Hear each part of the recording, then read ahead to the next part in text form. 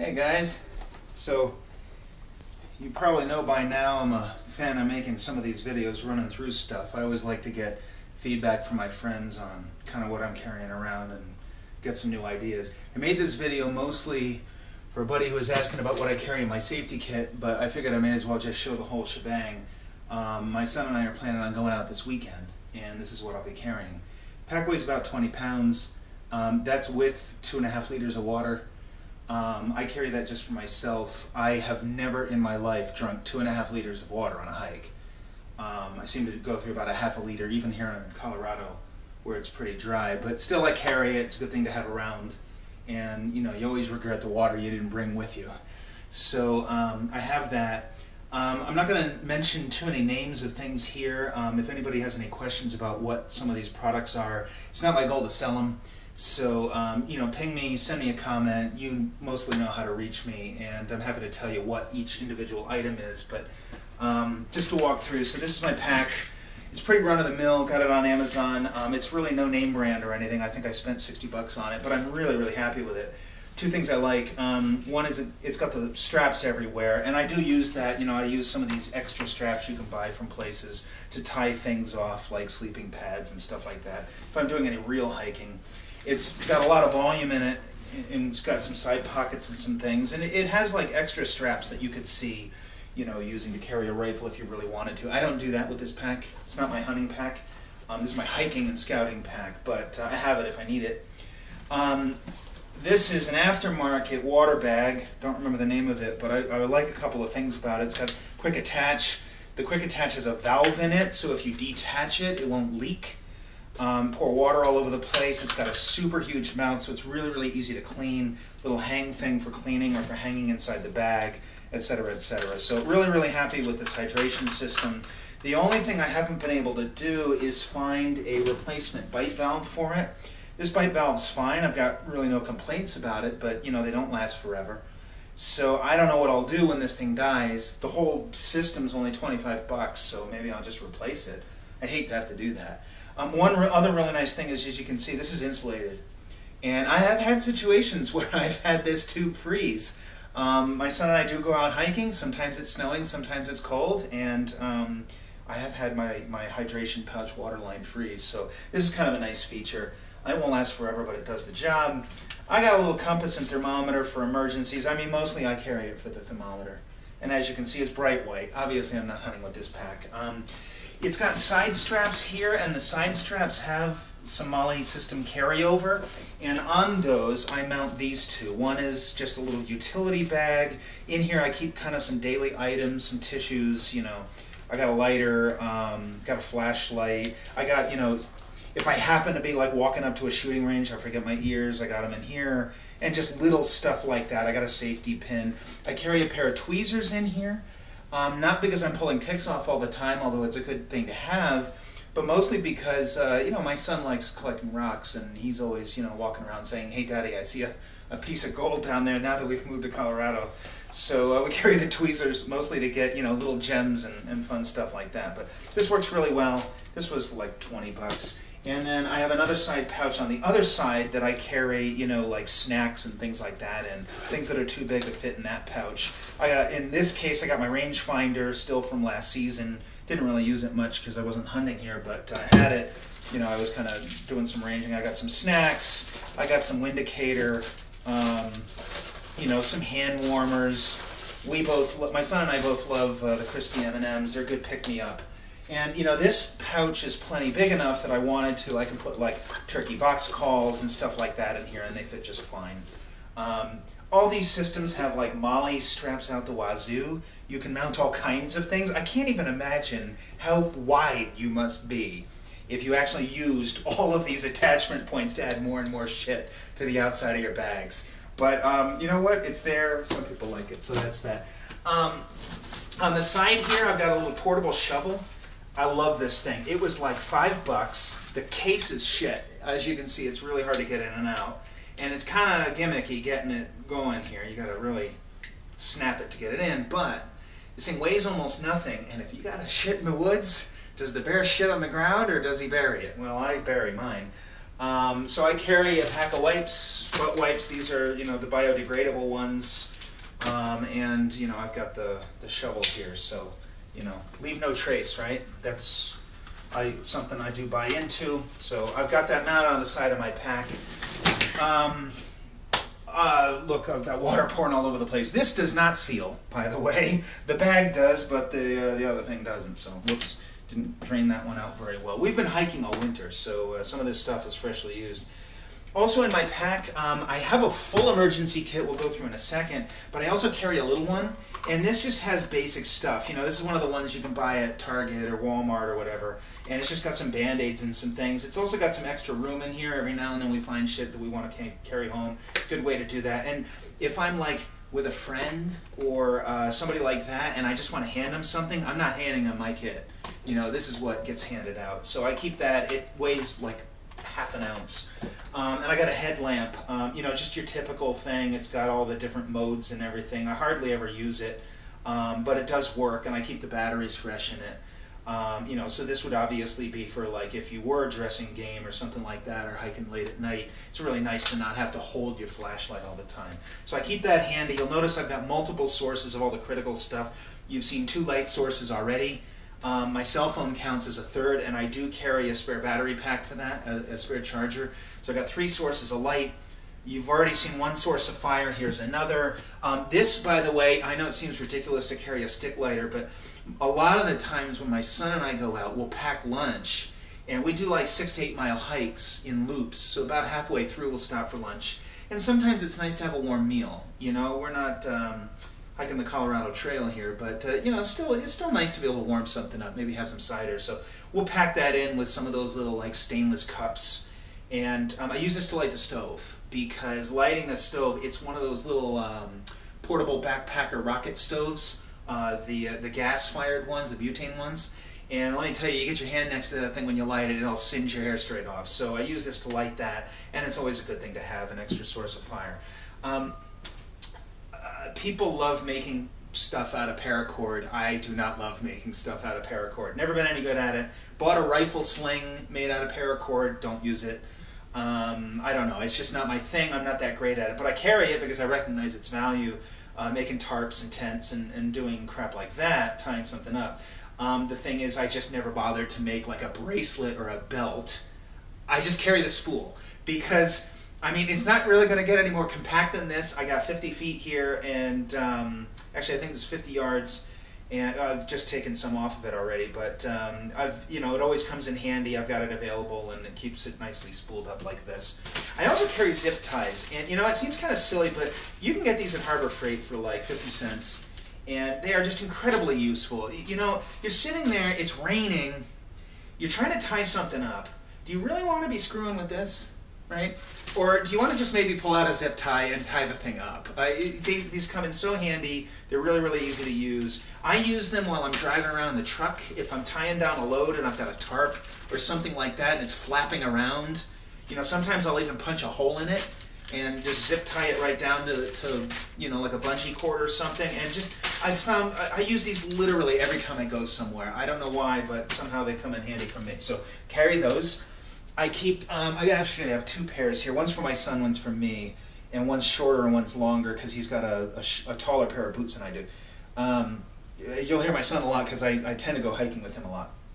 So I always carry an extra pair of socks. It is just amazing when you're out on a long hike, the feeling when you get halfway there, you grab a bite to eat and you change your socks. Your feet get sweaty, you get blisters, all the rest of that stuff is eliminated if you have a pair of socks.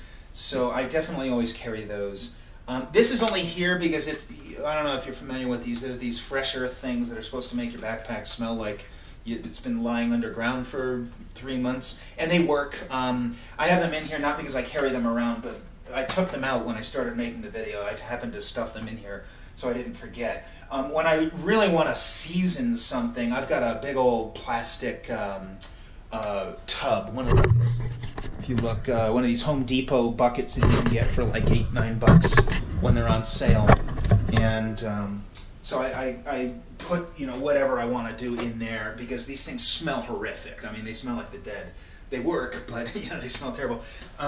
These things I don't carry every time. They are heavy as hell. They weigh like 2 pounds a piece. But if I'm not carrying anything else, check this out. All right? This is a chair. And let me tell you something.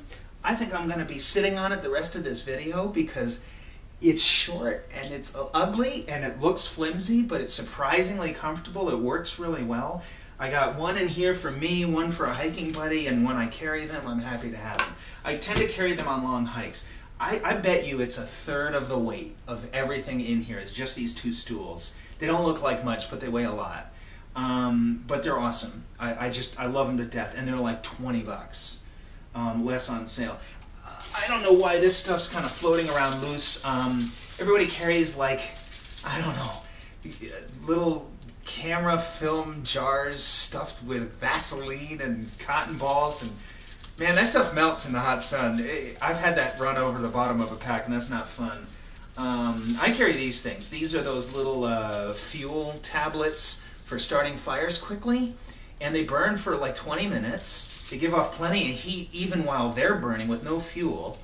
And like compare that to a piece of Vaseline soaked cotton ball, man, this is the way to go. Nice and clean, easy to use. The only bad thing I don't like about this brand is that they crinkle like crazy. You can hear the wrapper, and you have to keep it in the wrapper because you got to keep them dry and away from moisture. So what's interesting about this one is you can kind of see on the label here, I don't know if the GoPro will zoom in that far, but you light the wrapper.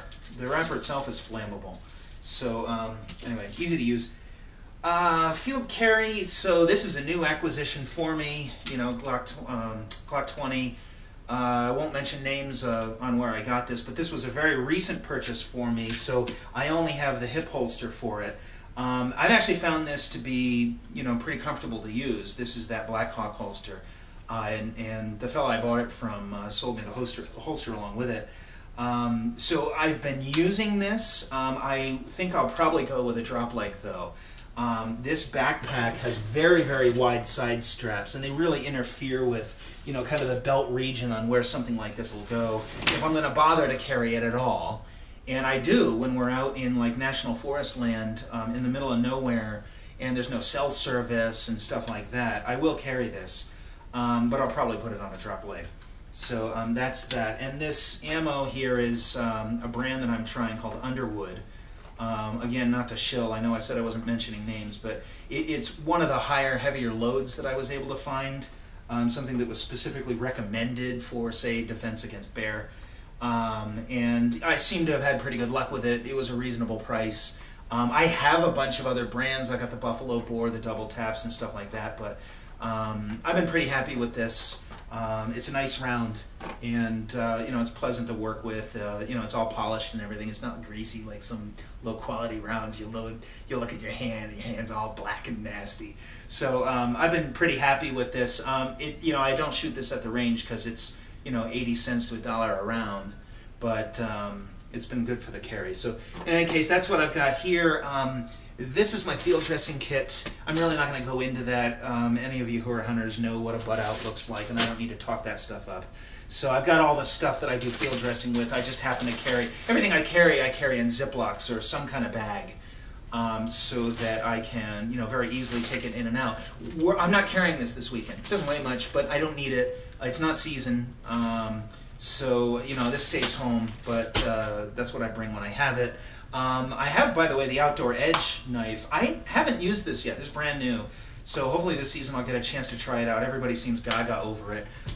This is, you know, more my style, just typical old-timer knife. I don't know what I am, but I seem to like old-timer products. Maybe I'm an early old-timer myself. So in any case, let's get some of this stuff out of the way here and take a look at what you really want in a bug-out bag, or at least what I think you want. First of all, I love these e-bags. I researched these things probably more than anything else I stuck in this bag.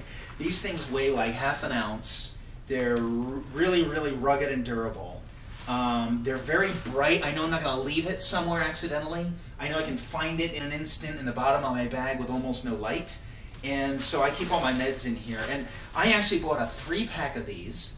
on eBay. They were pretty reasonably priced, and I figured I would organize my pack with them because I sized them to fit along the bottom in threes. I actually measured the dimensions of everything and figured that out. Then I realized it was so good as a medical bag that what I did instead was I made one for me, one for my wife, and one for my son, my oldest son. So each of us carries one in our pack. And that way they're uniform. We've got our names on them and some stuff like that. So let's take a look inside. And I've broken it down into a couple of functional areas. First, I got a ground tarp. This is a painter's drop cloth. I think it's 1.5 mil. You know, it's nice to carry a tarp. You can make tents, you can make ground cover, you can make shelters, you can do all sorts of crap with that. So I carry one of these. It doesn't weigh an awful lot, and it's a good emergency item to have. I've got a couple of other bags in here. I have a cold pack, which, you know, is one of those things that, gosh, you sprain your ankle and you're 4 miles from your car. It's not broken. You're not calling the medics, right? You're not calling 911 and hoping they airlift you out for a sprained ankle. But boy, will you be happy if you have something like this and you have to hobble home. Back on the bench here. And then I got couple of things in these bags. I seem to always carry extra Ziplocs. Sometimes you'll see I've got empty ones here. Let's just dump all this out and figure out what we got here. First things first, this is the American Red Cross Babysitter's Training Manual, which I found as a free download on the web, fairly sure a legal one, not like, you know, violating any copyrights here. It was posted for this purpose. And this is a really interesting guide because it's written for kids, for babysitters. You know, so it's like, oh my God, the kid that I'm babysitting just smashed his arm against the window and has glass sticking out of him. What do I do? Well, and it walks you through that. What's interesting is it's explained very simply and very clearly. You know, if you have external bleeding, if you have a burn versus a sunburn, if they're not breathing, if the kid's under 11 or over 11, stuff along those lines. So I thought it was a really, really good guide for emergency care. I carry that in here, and I'm glad that I do. This way, anybody that opens this is one of the first things they see, and hopefully, you know, they'll be able to deal with somebody and at least triage them, stabilize them, you know, until somebody's able to come help them out. And I hike a lot with my kids, so this is for them, but it's also for adults too. You never know. I mean, people don't do what we're doing here, right? Packing bags like this and watching YouTube videos about packing bags like this. Who does that? It's a pretty small subset, maybe 1% of the population. So what you get is we go out with somebody that's like a friend of the family, and we find that they don't even have a Band-Aid. Like, they're just totally unprepared. They think water is literally the only thing to bring with them. And I am a big believer in the rule of threes, which is, you know, what do you need in a survival situation? How long can you go without something? And the rule of threes goes like this. Basically, you can go 3 minutes without air. You can go 3 hours without shelter. Shelter is the next thing, not water. Without shelter. You can go 3 days without water. I wouldn't want to, but you could. And you can go 3 weeks without food. Okay, so when I see people going out and their emergency equipment is water, I'm not really all that impressed with them, right? Obviously, I carry a lot more. I mean, you'll see multiple, you know, versions of various ways to do various things. I've got a knife on my hip. I got 2 more knives in the bag, and so on. This is for those people. I've already read it, and I really doubt they will, but at least it's there. You got some knot tying guide. I found some little PDF. Honestly, this is there for camping, so the kids can have some fun when we're going through the kit. And then there's the Adventure Medical Kits, and I'm saying their name because they've kind of done a solid to everybody here. They made a little guide that you can print out, and it kind of folds up, as you can see, in almost a wallet size. And I've actually started considering carrying one in my wallet, or at least in my glove box. And it's everything. But you know what? It's not the bullshit. You know what happens when you buy these survival guides? You get these survival kits. What's the first thing you pull out of a survival kit? Fucking fishing lures, right? Who's gonna fish with a broken leg, or in the middle of nowhere, scared and looking for help, or their life's in danger, or anything else like that's going on, the snow's coming in, and they're desperate to survive? You're gonna pull out fishing gear? What you do not see in here of any kind is fishing gear. There's no fishing gear in here because I'm not planning on actually fishing. And I don't know about you, but I fish. I enjoy fishing. I'll go out for a day sometimes and not catch a fish. Is that how you plan to survive? Doing something that for most people is a sport they're okay if they walk home with nothing? And that's, by the way, with really good equipment. You know, not like a little bit of fishing line and a little lure and hopefully you find a worm. And it's got one sinker, right? And probably no bobber. That's not a survival plan. This stuff is survival oriented. Really, really good guide. It talks about distress signaling, marking your paths, things to watch out for if you have like dangerous plants and stuff like that. Some medical priorities, and it says medical priorities. Stop bleeding if there is any. Apply pressure. Treat shock. Immobilize injury. Those kinds of things. How to build really, really basic shelters and keep yourself warm enough to survive. Definitely recommend this. Sorry I talk so much about it, but I'm a huge believer in it. Now I gotta get down on my knees for the rest. I didn't always carry these things. Since we moved to Colorado, I've been carrying hand warmers and toe warmers everywhere. Man, you can make a fire if you want, but these things last for 8 hours, and they will keep you alive. They don't have a lot of heat, but you stuff them inside a coat, and you have good shelter, remember? You have a coat. They'll keep you alive. I got a set for my boots and a set for my hands, and I carry some extras. And it's cold here all the damn time. You go up into the mountains in the middle of the summer, it can be like 30, 40 degrees. You can get hypothermia at 40 degrees, absolutely, especially if you get wet. So I got these. These stay separate from those. Those are my daily use ones. That's why they're in my side pouch. These are for emergencies only. The rest of this stuff is a little disorganized because I've actually been through it. And I'm kind of realizing I'm missing a really important bag here, so I may have to come back to the video a little bit later. But I have one more bag of a couple of little details. So what I have in here first is a combine pad. My wife's a neurotrauma nurse, ICU nurse. So you will see medical supplies in here. You're going to see some Band-Aids, but you're also going to see some higher grade stuff.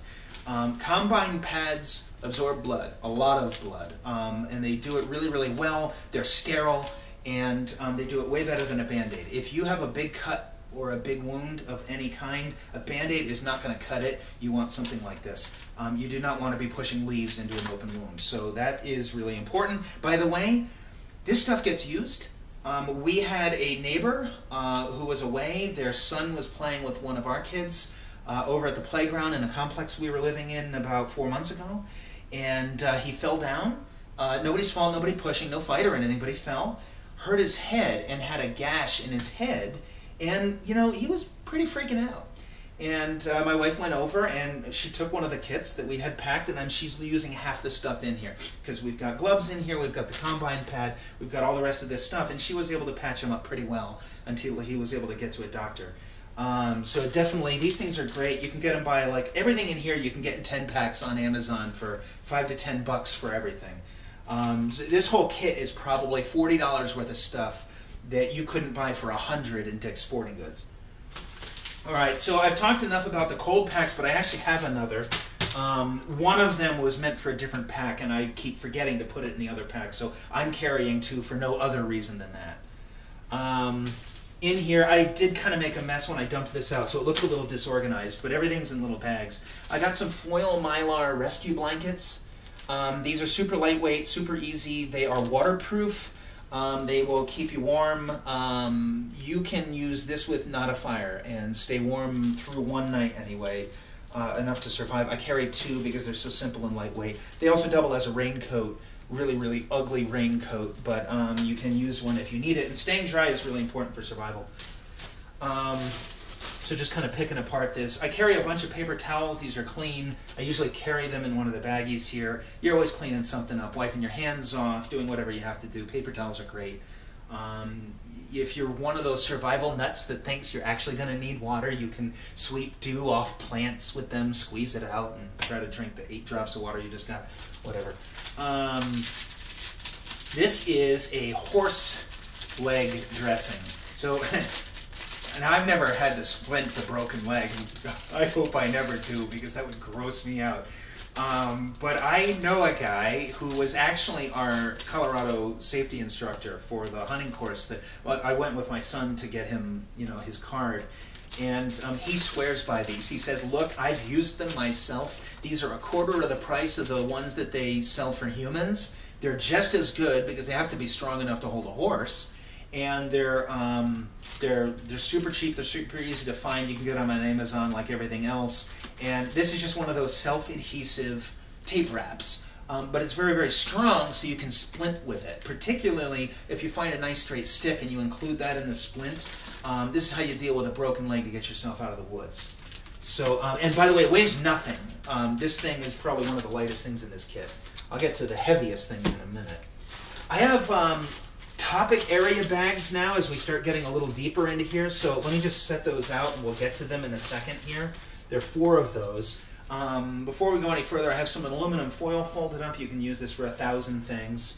That we already talked about. More hand warmers, more empty baggies. I have 2 snap lights. You can bring as many flashlights into the woods as you want, but these things weigh a quarter as much, and in an emergency, they never have dead batteries. These are white. You can get them in all different colors, but I kind of like the white ones for emergencies. I'm not worried about ruining my night vision, and you know, I want to see. Right? If I snap one of these, it's because I want to see shit, and I want to see it clearly, so I picked white. The white ones, the only drawback is they only last 8 hours. The colored ones usually go 12. But they're cheap. You can get them in bulky packs. These are not like your circus grade ones. These are Sialooms, so this is an actual, like, you know, safety-minded brand that certifies their stuff to actually last as long as they say it does. They've got expiration dates. These are good to 2021, so you kind of have to keep that in mind. But they're not real expensive. So I keep a couple of those. All of our packs have these. And this is something else I don't use a lot, but some people have sworn by. These are those little towels, the little pellet towels. And I don't have any water handy, and well, not that I want to drain out of there. It only takes a tiny bit of water. Actually, you know what? Hold your thought. I have a bathroom right here.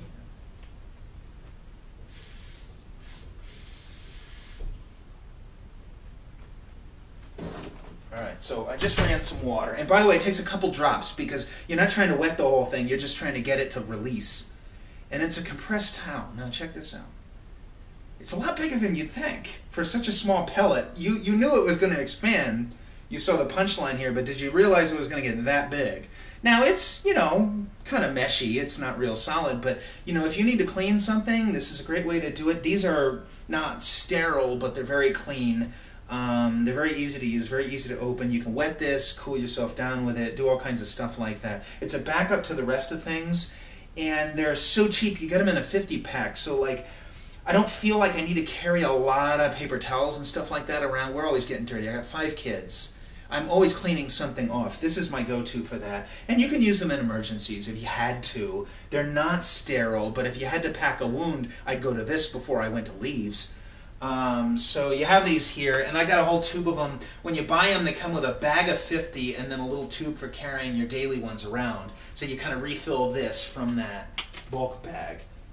So I'm actually going to keep this, and what I'll end up doing, what I usually do with these, is I kind of let them dry out, and those go into my kind of side bag there. All right, so what do we got left? Got all the warmers, emergency kits. I'm telling you, I use these all the time. They're spilling out of my bag like crazy. This is the emergency fire starter kit, right? So in addition to the 9 other ways I have to start fire, I have a bag specifically to start fire. And in here you have another one of those little 10-minute burn things, another lighter, because nothing lights fire better than fire. And one of those striker sticks, mostly for the kids to screw around with because I use the lighter. I've got 3 of them in here. I've never had a lighter not work. These things work when it's raining. They work all the time. Wind does whatever, but wind doesn't work great with a sparker anyway. You're going to have to shield it somehow. So, by the way, the stick lighter, which is floating around here somewhere, does work well in the wind. It's one of those, you know, windproof ones. So, fire starter bag. This is an emergency medication bag. Look, you're not carrying penicillin out to the field. I don't have a prescription for an EpiPen, or I would absolutely bring one of those for bee stings. You never know when somebody's going to need that, but you can't get that without a prescription. I'm not driving to Canada to get one. But definitely I have some other things in here. Aspirin, lots of things that you can do, ward off heart attack, stuff like that, deal with pain. We have a little card in here that tells people like what each thing is 4. It kind of describes them. So this is adults only. You don't want your kids getting whatever it is, Rye syndrome or whatever. For the kids, we've got junior strength chewables, acetaminophen. You've got the small pink tablets are Benadryl. Really, really important because there are all kinds of things that can cause allergic reactions, and Benadryl will help with those. Some of them can be life-threatening, and Benadryl will help with those. So I definitely carry an antihistamine. The large red pill is Fazyme. If you get some like debilitating gas, man, that can put you down. I've had that happen, and you know, the kids start whining, whatever, it's some relief. And then this big thing here is a sugar tablet, one of those, you know, 1.5 gram, not milligram, gram sugar tablets, and they're really designed for like diabetics, and that's why they're in here. You get into the middle of the woods, you get into a trouble situation, stuff isn't going right, you get frustrated, you get maybe a little anxious, and you kind of forget about important things like eating. Your adrenaline maybe starts kicking in, and it makes you forget those things. You know, you're not really hungry and thinking about cramming M&Ms into your mouth when that stuff's happening. And you start making mistakes. And when you start making mistakes, you start making stupid decisions, and that makes things worse, right? It's 3 errors to a fatality, not just 1. So another thing you can do here is you can kind of train yourself to say, listen, I feel like I'm not making good judgments here. Let me pop this pill and at least give myself some energy, catch my breath, stop and think, and you know, really plan out what I'm going to do next. And you'd be surprised. I mean, it can help. So next thing here, and we're almost done, I've got like my emergency signaling kit. So in here, I'll pull some of the items out. You know, emergency signaling whistle. This, by the way, is one of those bead whistles for sports. This does float. It's a marine whistle, so you can't lose it in the water, and you know, this bag would be waterproof anyway. These things are louder than those little flat ones. The flat ones only go to like 85 to 100 decibels. You're in the mountains or in the middle of the woods, you want a little higher. This goes to like 125. I've got another knife. This is absolute garbage.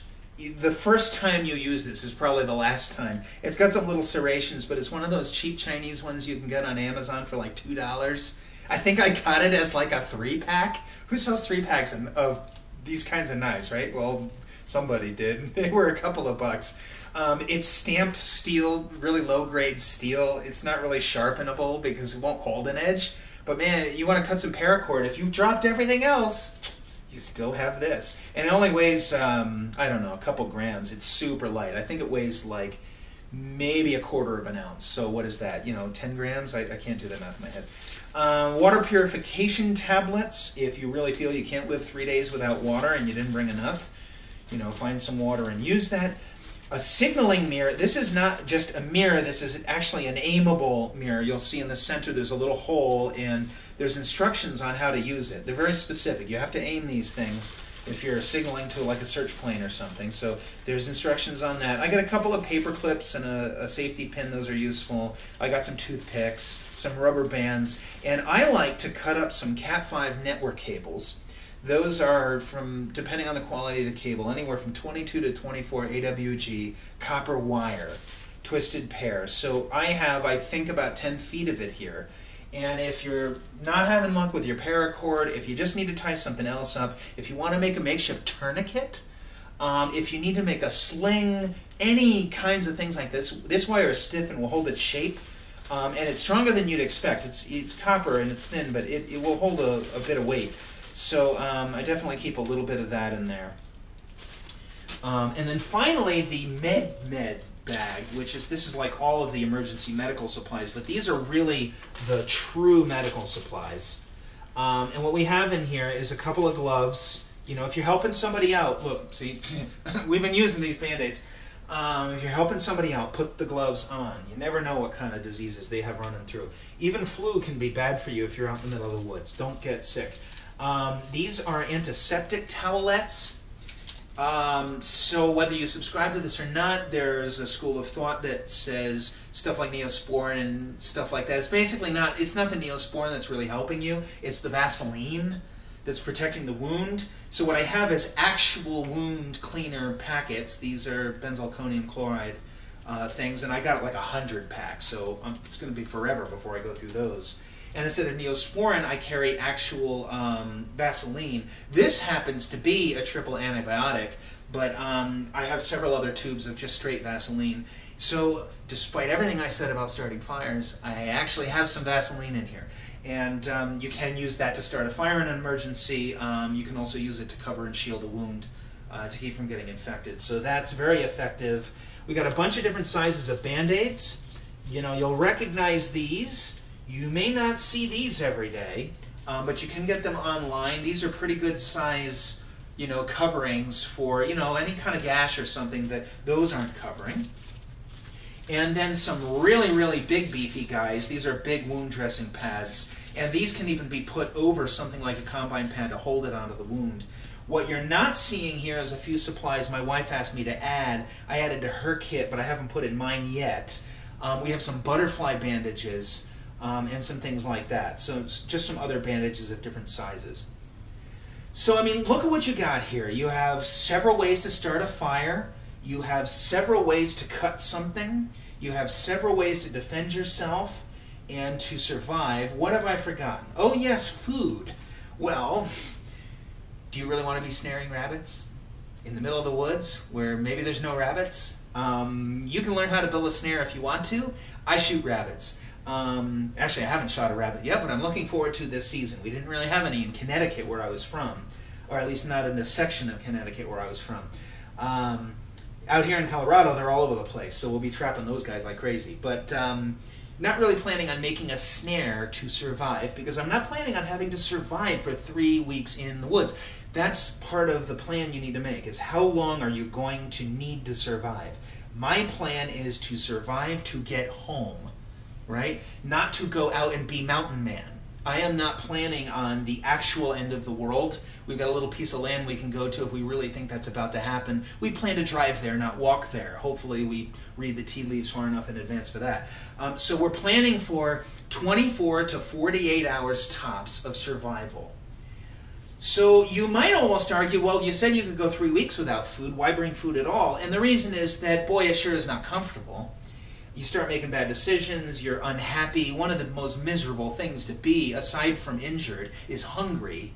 Our body has all kinds of ways to tell us it doesn't appreciate that. So here's what I decided to do. I got these energy bars, and I got them as a 6-pack. These are kind of the prepper type bars. These are not snack bars like you get in Costco or Target. These are sold for their specific purpose. New millennium, I don't know. But these have 400 kilocalories in each bar. They're very, very dense. They're like bricks. I haven't tried one yet. The reviews say that they taste pretty good. But here's the deal. These are good until 2021. So I don't have to think about food. These have enough food to feed an adult for a day. You eat a third of the bar for each meal. You're not full, but you have enough calories to get through a day. I've got 2 bars, lemon and cherry. My wife and son have the other flavors. And I figure 48 hours, that's all I really need to plan for. These are pretty heavy and pretty dense, but that's what I'm going with. I'm not planning on snaring rabbits or squirrels or trying to fish to feed myself to stay comfortable. I'm going to focus on making myself warm rather than making myself full, and I'm just going to eat those. So a lot of talk, a lot of stuff. Hope some of this you appreciated. Like I said, I do have a couple of items that aren't in here. The items that aren't in here mostly tend to be in other packs or in other spots. Like I actually do carry a sharpening stone with me just so I have it, because I kind of use my knife a lot. My son and I, we kind of whittle stuff all the time, and so I got all sorts of weird little things in there, but none of it's really survival related. So this is really my daily carry, or my hiking carry for what I put in a day pack. And if I was hiking longer, I mean, it's mostly the same stuff. I carry everything in the same bag. I just add a few accessories to it. So I really feel like you can get a lot of mileage out of the stuff that's here. And like I said, you can get almost all of this bulk on Amazon. I really doubt that I have more than $100 in all of this stuff. And that $100 built 3 packs. of emergency stuff. And by the way, I'm not counting like the stools and things, just focused on survival equipment. And you can adjust these things to however you want to go. My wife tends to deal with more of the injuries, so I've got like 2 of these combine pads in hers. My son and my wife tend to prefer a lighter load than I do. This is like, all my pack is about 22 pounds with the water. They tend to prefer a lighter load. They're only going out for a couple of hours when they go out without me. So they don't carry these bars, and they don't carry the cold packs. And there's half the weight gone right there. But everything else in here is pretty easy to obtain. You probably have half of this stuff sitting under your kitchen cabinet. And yeah, you know, feel free to ping me with any questions if you want to know any product names. I'm happy to walk through that. And otherwise, thanks for watching.